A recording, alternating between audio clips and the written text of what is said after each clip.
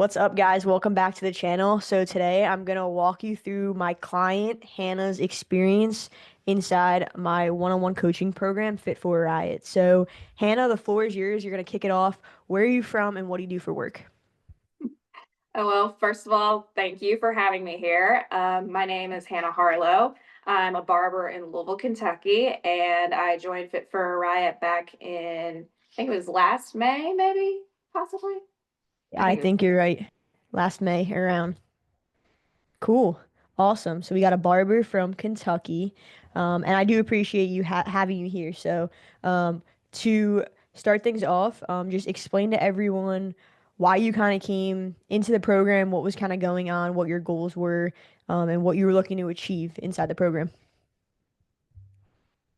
That's a good start off. Okay, so when I started with Fit for a Riot, I had no idea how I wanted to go about with my health and my fitness journey. All that I knew was that I was on a very long healing journey when it came to my mind, my spirit, and then I knew that I needed to work on the body aspect of my healing journey. And I knew that I needed help. I just didn't know where to go to. And luckily, because we live in the world of social media, I ended up finding a lovely little advertisement from Amanda.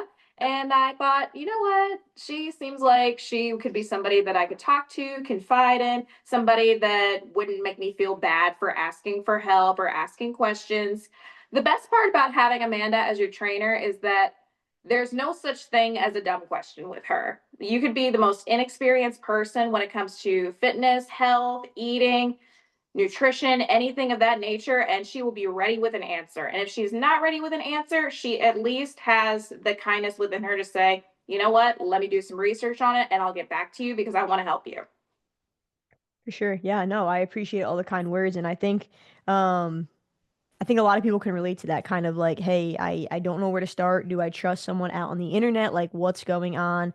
We live in a world where everything is right at the tips of our fingers, and it's kind of like, who do you trust, right? There's a lot of scams going on. There's people who say one thing and do the other. So, I can totally understand as far as like, you know, the world of social media goes. So I know you said maybe that was kind of like the ad came up, but like, should I do this? Should I not do this? So were there any other kind of things that you were skeptical about as far as joining like an online program from basically a stranger on the internet? To be honest, I was in a phase in my life where any help would have been good. Okay, And even though there are scammers out in the world, I do have the confidence to know that if it's something that's not for me, I could just pull at any time. And if that person is willing to establish trust with me, then I know that it's not a scam. So the fact that you took the time to get to know me and talk to me and kind of make it more personable of an experience, that was when I knew, okay, maybe I can trust this person to help me out with my health journey. for sure. Yeah, no, and I think that's like you said, you kind of got to trust your gut on like what, like, does this person are they real one too? Like, I think they can help me? Um, so you came to me wanting to start the health side of things, right? You said like the mind, you were doing like healing behind all your mind and your spirit, and then you came to me saying like, hey, I want help on my health journey. So I guess what kind of ultimately made you decide to take the jump? So here's what made me decide to take the jump. When I was first moving into my apartment, I was going through a nasty breakup. I had very low self esteem. I did not know, I was still trying to figure out who I was as a person. And I was ordering sushi for lunch every day. I was just laying around the apartment doing nothing. And I kind of got the idea of self-love and self-care and spoiling myself too much mixed together, because I feel like a lot of people, when they look at self-care and self-love, they think of just treating yourself, but when you start to do it every day, that's when bad habits start to form. And I was in the trenches of said bad habits, just Mm, laying around doing nothing, watching TV all the time, and just letting my brain rot because I just had no idea where I wanted to go. And one day I stepped on the scale and I saw that I was 190 something. We'll just say I was like 198. And I knew, like, okay, something has got to give. And I remembered I used to be really active. I used to do ballet. I used to be a salsa dancer. I used to move around a lot. And I also went to the gym at 4 o'clock in the morning after my first lesbian breakup because Lord knows those are very painful. And sometimes you have trouble sleeping. So I knew that I had it in me to go to the gym. It was just that I needed a different kind of motivation that wasn't this gut wrenching heartbreak that I was going through. For sure. Yeah, no, that is very common, right? The breakups, it's like you feel like you're on top of the world, you're gonna change everything. But we got to do it in a sustainable way. If you're like waking up at 4 a.m. because that's the only time, that's one thing. But kind of the motives behind things are important as well. So I guess walk us through some of the things you've learned inside the program because we've been working together for quite a bit, and I know you re-signed to stick around. So I guess walk people through like what you've learned and what you've implemented from the coaching program. I've definitely learned a lot ever since I started working with Fit For A Riot. I think I have gained a lot of brain cells during this experience. I guess the first important thing that I learned is that what you fuel your body with, that is going to determine what kind of energy you're going to have whenever you do go to the gym. Because I've seen a lot of close people, friends, family, coworkers, what have you, and they try to start this fitness journey and they go to the gym every day. They buy these new gym clothes and they think, yep, this is going to work. This is going to work. I've got this. I've got my cute water bottle. I'm ready to go. But then all of a sudden, they have zero energy to go to the gym because they just had margaritas at El Nepal not too long ago. Side note, I am a little guilty. I did have Mexican food earlier today, but it's fine. I am still going to the gym whether I'm tired or not. Awesome. Balance. Yes, it does have to do with balance. And that's the second thing that I learned is even if you're on a health and fitness journey, that doesn't mean that you have to stop your social life. You know, if your nephew is having a birthday party, it's okay to eat a slice of cake at the party once in a while. You're not doing it every day, so it's not going to ruin your progress. So do not beat yourself up if you have to have that one slice of cake at that one social event. This lifestyle that you're choosing for yourself is so that way you can enjoy your time with your friends without feeling bad about it. For sure. Yeah, no, I love that. Like people who give up those things, it's like one, why would you do that in the first place? Like not eat the cake. And then two, it's like if you think you're gonna be able to do that for the rest of your life, you're fucking crazy. So I think that balance, but also understanding like there are gonna be some times where maybe with the mindset shifts and the habits that you have to switch, like you kind of have to not say no but be aware that you have to cut back a little bit. Like you said, when you were on the couch and kind of like just watching TV, it's like, hey, something needs to change. It's not that you have to cut out watching TV, but we have to start implementing other things as well so that we can make sure that on your journey you're building new habits, but it's not like you're ditching a whole lifestyle. You're still kind of finding that balance like you said. Cool. So what were your thoughts kind of around food, like when you first joined? Like, did you think it was good and bad? How did you view food? At first, I was scared because I didn't know how much I was going to limit myself on eating, which is another thing that I learned going into it. I thought that I was going to have to go on these crazy diets and not eat any carbs and cut out a lot of foods. And it turns out it's not cutting out carbs and calories that I needed to do. It was just making sure that I fueled my body with the right kind of carbs and the right kind of calories. That was where things suddenly changed for me. And I suddenly gained a huge knowledge on what kind of foods I could try, experiment with. I ended up becoming a chef almost in my kitchen because I've been given so many new ideas on foods that I can prepare for myself and I finally feel like an adult while I'm doing it. Like, I'm not just eating little kid food, I'm actually cooking meals. I'm adulting. And Yeah, I it's hard. It's hard trying to figure out different foods to eat, especially when you're on the autism spectrum, because we have like safe foods that we like to go for. And I'm not speaking for everybody in the autism community, but I can speak for myself on this one. Trying new foods is not the easiest for our community, but when we find a safe food that we like and we can build around it, especially if it's healthy, it's a game changer. gotcha. And I know for you, you said that was the salmon, correct? Yeah, For, I love me some salmon. yeah.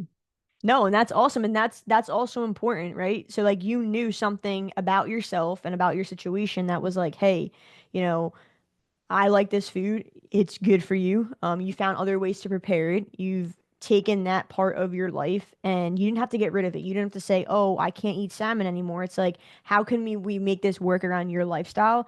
As well as like you said, based off on the like you being on the autism spectrum, you didn't allow that to stop you, right? A lot of people would say, "Hey, like you know, I have this condition and, my life sucks, but you haven't done that at all. So I think that's awesome that you've taken maybe some challenges and learned how to grow from them and learn how to incorporate new things into your life based off a situation and not just thrown up your hands and been like, well, my life sucks. Like you've really grown a lot and you've learned a lot. And I can tell just by your journey, by your results, by the energy you bring when, things happen in the past, you'd kind of be like, well, what do I do? But now you've kind of learned like, hey, this is what I know I need to do, and you've implemented that and moved on. So, great job there, and I really do. I think it's awesome that you haven't let a situation or a circumstance define you. You've like pushed past and been like, hey, yes, I might have a learning, things might take me a little longer to learn, or whatever the situation is, but that hasn't defined you yourself, Hannah. Like you've gone on to do great things. So, great job there. Thank you. Of course, of course. So I guess take everyone through like I know you've dropped about 20 pounds. And you've consistently kept that off. I know like recently there's been a couple ups and downs with things in your personal life, but you haven't like rebounded and gained all the weight or anything like that. Like you've been consistently at the point that you're at. How do you feel like now that you're, 20 pounds later, you've learned a lot? I have noticed a huge difference. Now, normally when people look at weight loss, they think of like somebody who looks like a sumo wrestler and then suddenly turning into a bodybuilder, that's what fitness looks like. That is completely unrealistic and more than likely photoshopped. That is something that you do not want to put an expectation on yourself with. But I will say, however, when you lose 20 pounds, there is a very interesting thing that I did notice. What I noticed is that I could eat food and I could still take a selfie in the mirror without feeling bloated afterwards. I've never been able to feel that way before in my entire life. I used to only be able to take selfies early in the morning when I still got that early morning skinny feeling that we all know and love.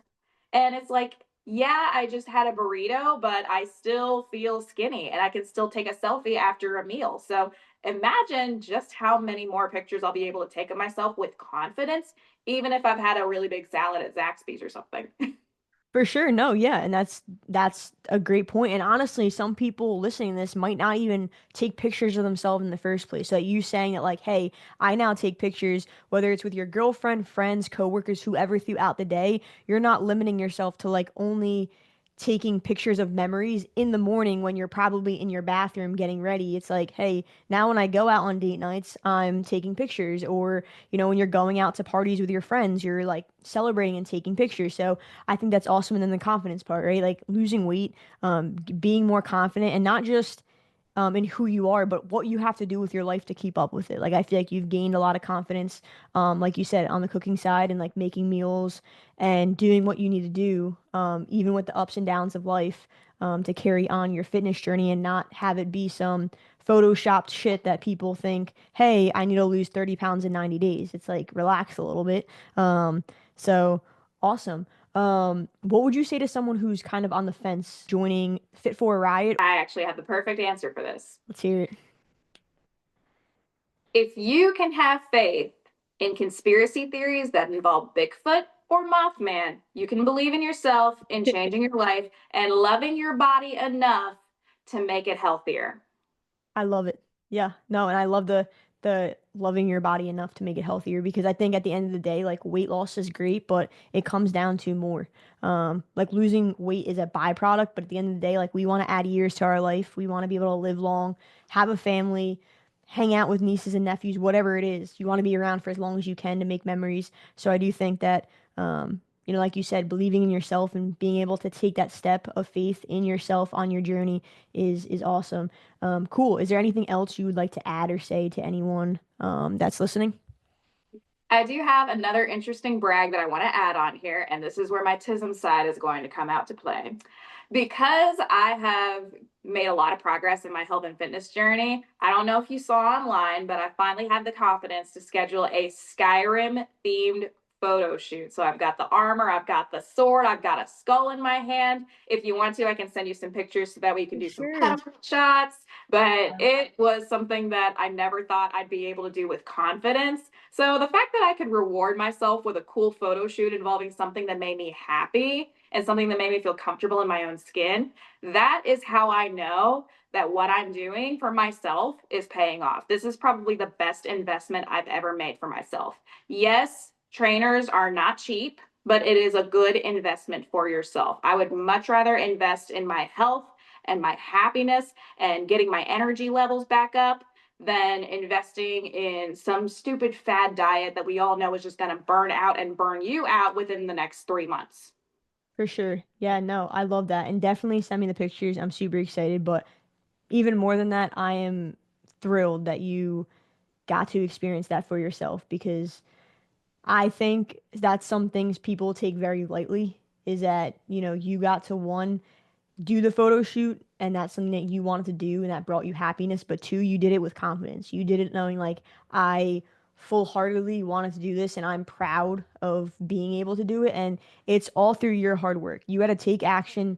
You have to show up for yourself every day and put this shit into play. So that's awesome that you got to do that and definitely send me the pictures.